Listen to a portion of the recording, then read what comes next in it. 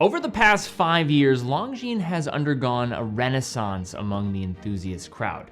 Now make no mistake, Longines has always been a major name in the industry, consistently ranking in the top 10 in sales. They've just more recently been on a tear with new collections that bridge the gap between tradition and modern capability.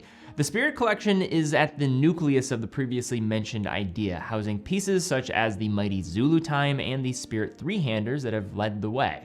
The Zulu Time changed the game when it was unveiled for the luxury GMT market, whereas the other Spirits were a little bit lower in terms of their ability to roll out the gate, given the mix of sizes and certain styling decisions. Well, with this new 39mm Spirits three-hand model, I think Longines has finally figured out the formula for the package. So Longines is one of the most historically essential brands of both the 19th and 20th centuries. The founder's watchmaking workshop dates all the way back to 1832 in the village of Saint-Améry, being an early pioneer of industrializing the watch manufacturing techniques that would take over Switzerland. The brand can claim many triumphs, including its work in chronographs, high-precision chronometers, dual time zone watches, and above all, its crucial contributions to the world of aviation. The brand's heritage and connection to the skies spans nearly 100 years, as Charles Lindbergh and Amelia Earhart both relied on Longines timepieces for their record-setting flights, with those early models serving as essential navigation tools. Other Longines innovations include the first flyback chronograph with dual independent pushers and the first engraved rotating bezel, both of which are still utilized throughout the entire watch industry. Today, the Spirit lineup brings aviation-inspired touches to the 21st century, beginning in 2020 with the release of both time and date and chronograph models and the category-busting Zulu Time GMT's first launch in 2022. However, it's the new Spirit Pilot that boils the formula down to its essentials, making for a compelling go-anywhere, do-anything option that eliminates date or GMT complication in the process. This is a sophisticated take on a classic aviation tool watch, one that excels in all situations by offering refinement that allows it to be worn in more situations than strictly casual settings. Now, the first order of business is discussing the newly streamlined stainless steel case that we have here, which measures in at a very wearable 39mm, allowing for a great fit over a wide range of wrist sizes, along with a reasonable lug-to-lug distance of 47mm. Now, this lug-to-lug measurement was a huge pain point for the early Spirit models at 40mm, as they would extend to nearly 50mm for a 40mm watch.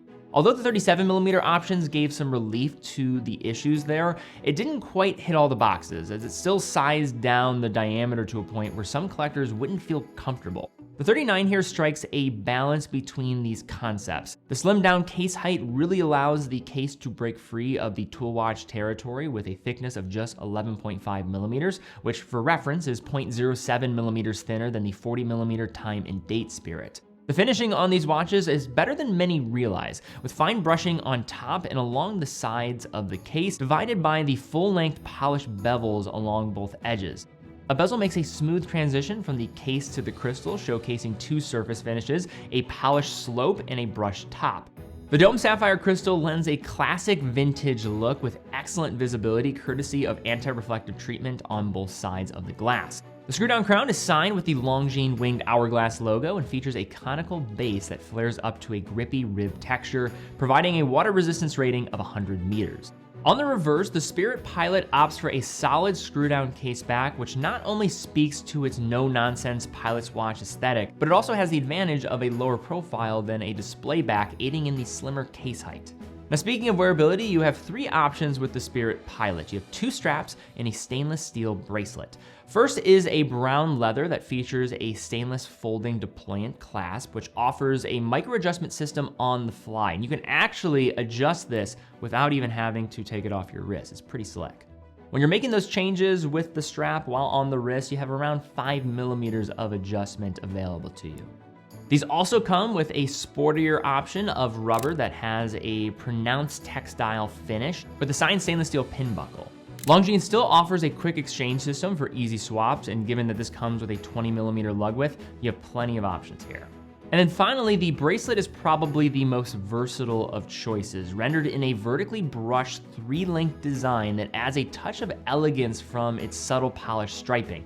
Now the links have a rounded oval profile for great comfort, and the double safety folding clasp is push button actuated and allows for around 5.5 millimeters of micro adjustment on the fly with the little trigger underneath, another added feature compared to the originals from the Spirit line. The dial is where you'll find the most notable stylistic change from other references within the Spirit catalog, featuring a reserved aesthetic that will appeal to legions of fans. Now the dial is aviation derived, though it doesn't feel like a rehash. Instead, it's a tasteful spin on a tried and true recipe. The matte black finish keeps things clean with a tasteful gilt detailing along the minute track, which is a step up from the central dial, featuring a polished ring that sets the perimeter. Lume diamonds mark the hours just within, followed by the applied gilt Arabic indices, which are also filled with superluminova for decent nighttime visibility. The gilt pencil hour and minute hands suit the look, as does the diamond tip second hand that features the sword counterweight found elsewhere in the Spirit catalog. And naturally, all three of the hands are lume, befitting of a tool adjacent watch.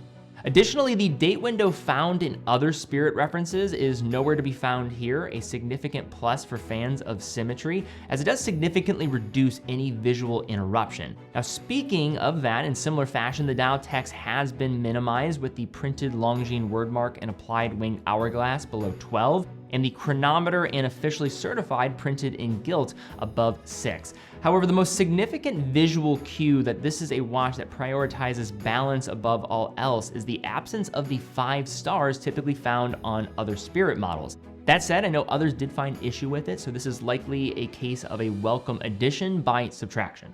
So Longines has the distinct advantage of the ETA movement manufacturer under the Swatch Group's corporate umbrella, and with that, the ability to have a caliber tailored to its needs. Longines sits in a lovely spot within the brand hierarchy of the group, positioned just below Omega and above other more attainable options from the group. Now this gives them the ability to get proprietary movements that others within the Swatch Group can't obtain. Yes, they are utilizing ETA parts, however, assembly is still done in Saint-Imier by the brand, a process that I was actually able to see firsthand when I visited their museum and workshop a few years ago. The L888.4 found within the Spirit Pilot is a modified no-date version of the ETA A31.L11, which shares some derived attributes with the form of the 2892-A2, although it undergoes some notable modifications. Along with the omission of a date complication, the L888.4 runs at 3.5 Hz or 25,200 vibrations per hour, which helps extend the power reserve to 72 hours in total, while maintaining a fairly smooth second-hand sweep with 7 beats per second. The movement is chronometer certified by COSC, which positions it well among its Swiss-based competitors with an accuracy of -4 to +6 seconds per day, being tested across 5 different positions. Other noteworthy features include both hacking and hand winding. You have 21 joules, bidirectional automatic winding from a ball bearing rotor. You have a Nivashock protection system, and importantly, a silicium balance spring. Now, these steps towards anti-magnetic function help provide 10 times the resistance to magnetic fields than the ISO 764 standard calls for. Now, finishing is competent and attractive, if industrial, with both machine perlage and striping on the engraved rotor. As stated before, it remains hidden beneath the closed caseback, so only your watchmaker will be able to enjoy it. So as mentioned at the beginning of this video, I have really been a fan of the direction that Longines has taken in the past 5 years, and really what it comes down to is product first. Product has been the main reason why Longines has improved so much amongst enthusiasts. They always had that passive type of buyer, somebody who was just stopping in and wanted a stellar watch for the money. But I think one area that they needed to focus a bit more on was catering to those collectors that understand Longines' past. I don't think the vision of the brand was completely lost. I think they were just trying to cast a wider net than maybe they should have at certain points. They're a brand that is in the top 10 of Swiss watches sold, so it does make sense for them to think outside of the collector circle. But you guys know who I speak to, you know who I am, and I'm a watch collector. So to see Longines create products like this, I think is a great change. In the past 5 years, in unison with that though, you've seen also this shift in the $2,000 to $5,000 price segment. Just 5 years ago, you could get a Rolex watch at retail for an Oyster Perpetual around the top end of that segment, where now they've completely abandoned that, no question about that. But even brands like Omega, a Diver 300 is more in the 6,000 plus range now. Breitling has basically abandoned the sub $5,000 tier, apart from the Endurance Pros. Same with IWC. Grand Seiko is also starting to edge above this as well, with some of their 9S6 series and some of the entry-level spring drive models starting beyond that, with only 9F really existing in this segment. All of this to say is that Longines has been able to capitalize on a completely changing marketplace when it comes to this $2,000 to $5,000 range. The main competitors right now are most likely Tudor being the number one, and so many people look at them for their many dive watches in the Black Bay collection and a lot more, and they're absolutely on a roll with what they've been able to do in the past 5 to 10 years in gaining market share here. Tag Heuer is also here, but they have kind of a mixed bag in terms of what they position with their product mix at this price point. Maybe not as compelling for value for dollar, but really nice designs. And then you have independent brands like Zinn and Oris also in the mix. All of this to say that Longines has a unique opportunity to really continue to corner a market here where they can be one of the top 2 amongst enthusiasts for producing some amazing designs and having the history to their back to allow them to continue to thrive here. You look at the Spirit collection, and when I think about some competition for this watch, I think one area that I look is the Tudor Ranger. The Tudor Ranger is a different appeal. It doesn't have as much aviation theme. It's more of a field explorer style watch. But when you look at those two watches side by side, if you're just asking the question of finishing, I think the Longines absolutely tops it in many ways. I mean, the dial is way more visually interesting. The case is better finished. There's a lot more to the table that this Spirit is bringing forth. The number one competition though, and as you've seen some shifts in pricing in the last 6 months to a year especially, the Conquest from Longines is probably the number one competition that faces this Spirit model. If you put them side by side, you have more dial colors with the Conquest. It is significantly cheaper, almost $1,000 cheaper when you look at it on a bracelet. You also are going to get a comparable movement with 70 hours plus of power reserve. Really what you're paying for here is some up finishing, the COSC certification, and also some better lume in the process there, with also a better bracelet to go along with it with that micro adjustment. But when you look at this comparison though, if you just remove price, which very rarely can we actually really think about that as watch collectors and just humans in general, I do think the Spirit is just a better watch than the Conquest. It has a bit more character. When I speak of character, it has more character of what traditional Longines was all about.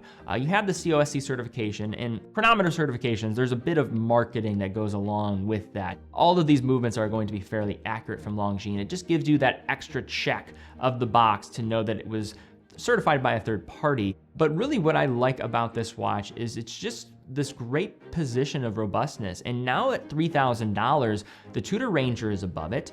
Yes, you have some other competition from Longines. You have something from Oris like the Big Crown Pointer Date, but that's a bit of a different proposition. If you want something that is going to have this middle ground of refinement while also appealing to the looks of tool watches and aviation themes of years prior from a brand that is as storied as any, I would only put maybe Breitling, Rolex maybe, but probably not. It's probably IWC and Breitling as the only leaders ahead of Longines and his contributions to aviation.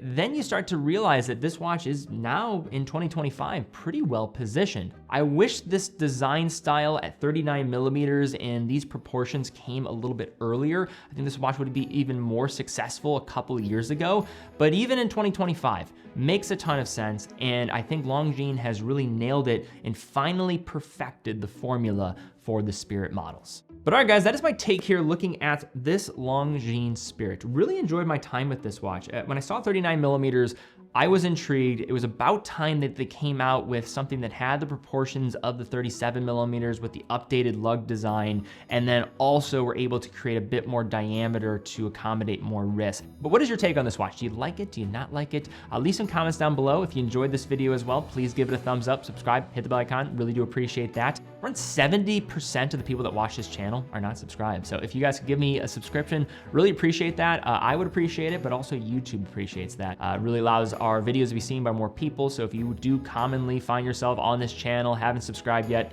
really would appreciate it if you can help us out there. Also check out teddybaldisha.com, full authorized dealer for over 35 brands. Every purchase from our website comes with quick and fast fulfillment, dedicated customer support, and a full factory warranty for all the products that we offer. But guys, thank you again so much for watching. Be well, and I'll see you all very soon.